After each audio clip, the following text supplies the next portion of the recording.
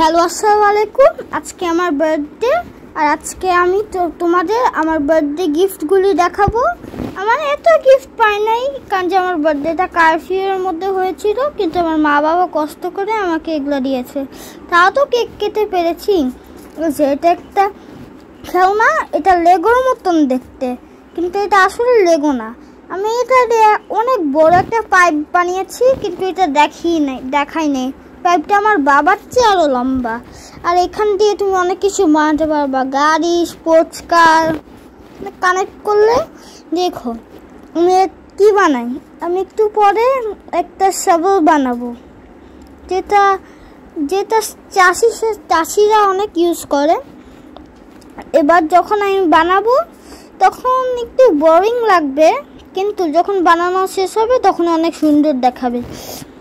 আর এইটা সবটা আমি বানাচ্ছি, তখন তোমরা ভাববে যে এত এখনো হচ্ছে কেন, হচ্ছে না। এটা তোমাদের একটু ধৈর্য ধরতে হবে। আর আজকে আমি একটা জিনিস বানিয়েছিলাম লেগো সেটে, ওইটা ভাবলাম যে এত দেরি হচ্ছে কেন। পরে আমি অনেক ধৈর্য ধরে গিভ আপ না করে করেছি। আমার মা বলেছে যে তুমি যদি তোমার লাইফে একবার গিভ আপ করো তাহলে সব কিছুতেই লুজার হয়ে যাবা। তা আমি গিভ আপ না করে বই দেখে দেখে, ওইখানে একটা পেপার আসে, তা দেখে দেখে কষ্ট করে করে করছি। আর যখন আমার যে এটা বানাচ্ছিলাম তখন একটু দেরি হচ্ছিল, আমি কয়টা মিস্টেক বানিয়েছিলাম, কিন্তু কিছু হবে না। আমি পরে এগুলো ভেঙে আবার ঠিক করেছি। এক্সট্রা ছোট হয়েছে, শাভেলের ইয়েটা ছোট হয়েছে, কিচ্ছু হবে না। আমি ধৈর্য ধরে এটা ঠিক করেছি। আর আজকে যেহেতু আমার বার্থডে, আপনারা কমেন্টে প্লিজ লিখে দিয়েন হ্যাপি বার্থডে, তাহলে আমি অনেক খুশি হয়ে যাব। কারণ যে আমার বার্থডেতে আমি মাত্র যে পেপারটা উঠায় রাখলাম, ওই পেপার দেখে আমি এক্স বানিয়ে দিতেছি। না বুঝতে পারেন, ওখানে একটা পেপার আছে, ছোট বোনের সাথে এখানে কানেকশন পেপারটা দেখে দেখে বানিয়েছিলাম।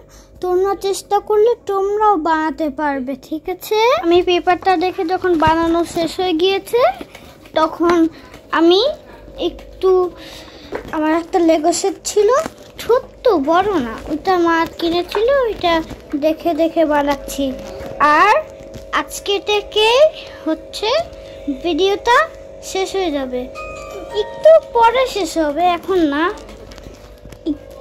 আর আপনাদের একটা বলে নেই, আপনারা নেভার গিভ আপ করবেন না। গিভ আপ করলে আপনারা সারা জীবন লাইফে হেরে যাবে। একবার গিভ আপ করলেই শেষ। আপনারা গিভ আপ করবেন না, সব চেষ্টা করবেন, ভালো থাকেন, ঠিক আছে?